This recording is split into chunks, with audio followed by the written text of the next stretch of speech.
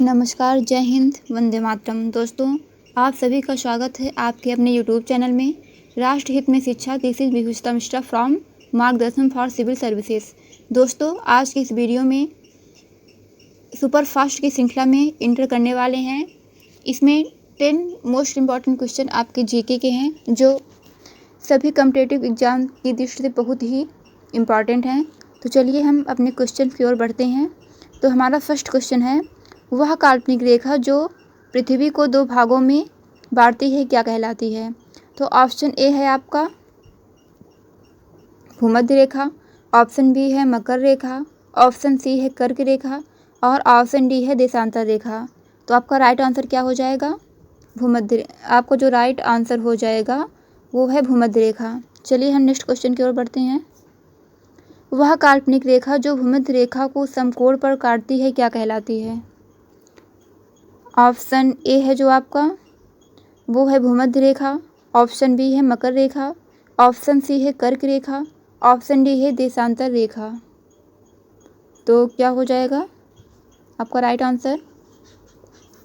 मान लीजिए ये एक सर्किल है और ये जो रेखा है इसको अक्षांश बोलते हैं, इसको देशांतर रेखा बोलते हैं। और जो हमारी देशांतर रेखा है वो 90 अंश का कोण बनाती है। तो इस क्वेश्चन का राइट आंसर क्या हो जाएगा? ये हमारी देशांतर रेखा है और ये हमारी अक्षांश रेखा है। तो आपका जो राइट आंसर होगा वो क्या हो जाएगा? देशांतर रेखा। चलिए हम नेक्स्ट क्वेश्चन की ओर बढ़ते हैं। भारत का प्रथम सौर शहर कौन सा है? ऑप्शन ए है आपका बेंगलोर, ऑप्शन बी है मुंबई, ऑप्शन सी है दिल्ली, ऑप्शन डी है आनंदपुर साहिब, पंजाब। तो आपका राइट आंसर क्या हो जाएगा? आनंदपुर साहिब, पंजाब। चलिए हम नेक्स्ट क्वेश्चन की ओर बढ़ते हैं। मानसूनी प्रदेश के अधिकांश निवासियों के जीवन का मुख्य आधार क्या है? ऑप्शन ए है उद्योग, ऑप्शन बी है कृषि, ऑप्शन सी है पशुपालन और ऑप्शन डी है आपका खनिज उत्खनन। तो आपका राइट आंसर क्या होगा? कृषि, क्योंकि यहाँ पे 70 से 80% तक कृषि पर ही आधारित है। यहाँ 70 से 80% जनसंख्या कृषि पर ही आधारित है, तो कृषि इसका राइट आंसर हो जाएगा। चलिए हम नेक्स्ट क्वेश्चन की ओर बढ़ते हैं। अन्नामलाई टाइगर रिजर्व किस राज्य में है? Option A Pune, option B Guwahati, option C Chennai और ऑप्शन डी है आपका तमिलनाडु। तो आपका राइट आंसर क्या हो जाएगा? अन्नामलाई टाइगर रिजर्व तमिलनाडु में है, तो आपका राइट आंसर क्या हो जाएगा? तमिलनाडु। तमिलनाडु कहाँ है आपका? ये जो रेड पार्ट दिख रहा है ये तमिलनाडु है, ठीक है। और तमिलनाडु से कन्याकुमारी दक्षिणतम पॉइंट मुख्य भूमिका है। दक्षिणतम पॉइंट पिगमिलियन पॉइंट है। पिगमिलियन पॉइंट इंदिरा पॉइंट को कहते हैं। चलिए हम नेक्स्ट क्वेश्चन की ओर बढ़ते हैं। केरल के समुद्री तट की रेत में भरपूर मात्रा में क्या पाया जाता है? Option A calcium, option B radium, option C thorium और ऑप्शन डी है मैग्नीज। तो आपका जो राइट आंसर क्या होगा? वो हो जाएगा थोरियम। और ये थोरियम हमें किस बालू से प्राप्त होता है? तो वो है मोनोजाइट।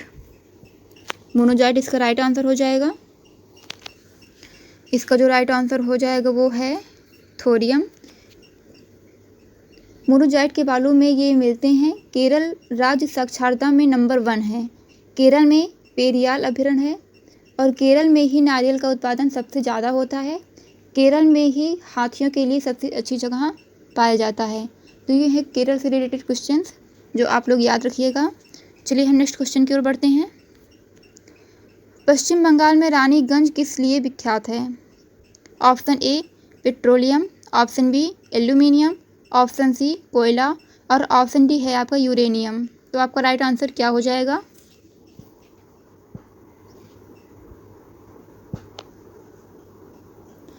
कोयला। कोयला आपका जो है राइट आंसर हो जाएगा। और इस पश्चिम बंगाल की जो राजधानी है वो क्या है? कोलकाता।